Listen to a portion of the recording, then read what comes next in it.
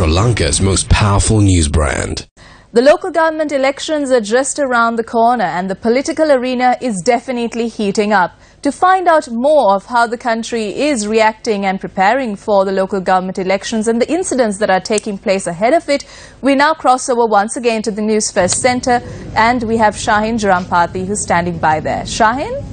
Well, thank you very much, Mahina. Well, like you said, the local government elections are set for the 10th of February next year, and interesting incidents are actually taking place across the country. Now, yesterday, four supporters from a political party assaulted 4 doctors, claiming that they obstructed them from putting up posters. Let's take a look. Police said a group pasting posters of the Sri Lanka Podujana Peramuna had assaulted the doctors shortly before midnight yesterday. According to our correspondent, a refusal to move a car from the location selected to paste posters had led to this altercation. One of the doctors injured in the attack was moved to the Badulla General Hospital. At a time when elections have been called for, the supporters of a candidate have used political power to assault a doctor even before they have been elected. If this is the situation, that is wrong. So, if they come into power, who knows how they would treat the people? Now, Chamira Pereira, a political activist, made some strong remarks about former President Mahinda Rajapaksa and the Podujana Peramuna. Mahinda Rajapaksa does not want his image on the posters of the Lotus Bud. He does not want his picture on the walls. This is indeed an astounding situation. He gives leadership to the Lotus Bud and the joint opposition. He is taking that burden on his laurels and asking people to come forward for that. But he does not want his image being used along with the party. What kind of politics is this? What is this opportune politics? On the one hand, they work to destroy the Sri Lanka Freedom Party. They seek revenge from the SLFP. On the other hand, they are not engaged in open politics. There is a saying in the village, to use what you have when doing something. We ask them to openly engage in politics. Well, an incident which can certainly bring disrepute to the country.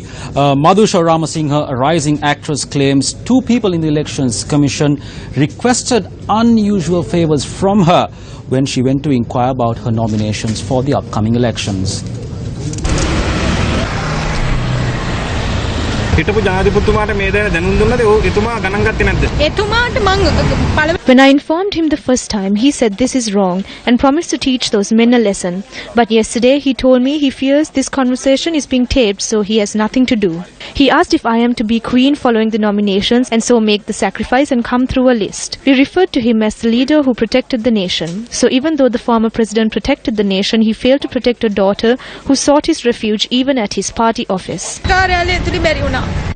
Western Provincial Councillor Susil Kendilpitiya, who visited the Elections Commission today, commented on the situation faced by Madhusha Ramasinghe. I randomly heard about this incident. I have questioned her about this injustice. When I inquired, she has actually requested for a nomination. A request had been made for a sexual bribe if she is to be given the nomination. This is a very serious situation. When political parties are acting in such a manner, we can assume how things were in the past. At a time, demands are made for 25% and 30% allocation for women.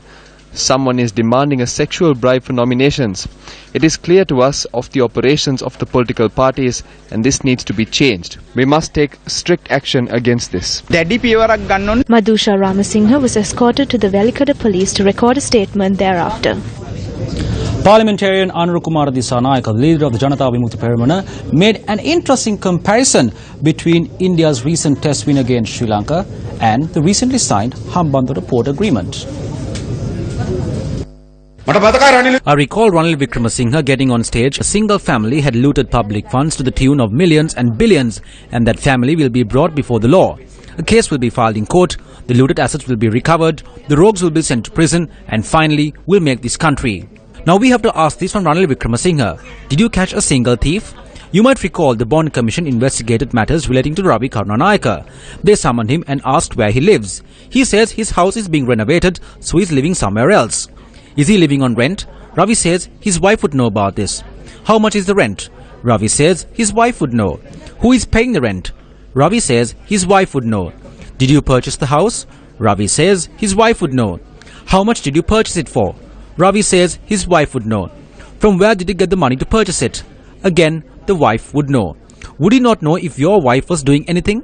Similarly, 2 lands in Dehiwala were purchased and amalgamated and a massive house was built by Yoshita Rajapaksa. The FCID investigated the matter. Yoshita was summoned to the FCID. He was asked who owns his house. He said it was his. Who owns the land? He said it was his. From where did he get the money to build it? He said his grandmother gave it to him.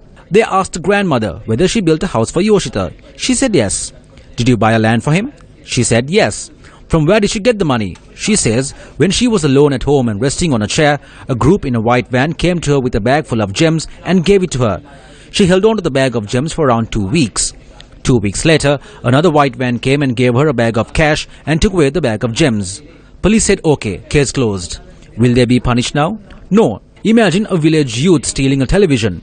When he has a TV in his house, the police come and arrest him. The policeman asks, where did you get the TV? Then he would respond the following. One day it was raining. It grew worse with nightfall. I fell asleep. I dreamt of a fairy during my sleep. She came with a big TV. She kept it in my house and went away. When I woke up, there was a TV in the house and this is that TV. Will the police simply say okay to that? They would drag him away, place him flat on a bench and beat his heels in a way he would remember that fairy. That is what they would do to us. They promised to bring down the prices of goods. For the first time in history, the prices of rice, coconut and other essential goods skyrocketed. Imagine how the price of an exercise book, a pen, a pair of slippers, a chair and even your clothes increased. They destroyed the economy completely. Recently, I saw after the sale of the Hambantota port, Ranil Wickremesinghe raised a cheque above his head. Similarly, we witnessed how Virat Kohli raised the trophy following the win of the Test series and a double century. Over here, he sold the port and raised the cup. Kohli is the man of the series. Our guy is the man of the sale. Well, that was JVP leader Anura Dissanayaka. Well, that is it we have from here from the election headquarters.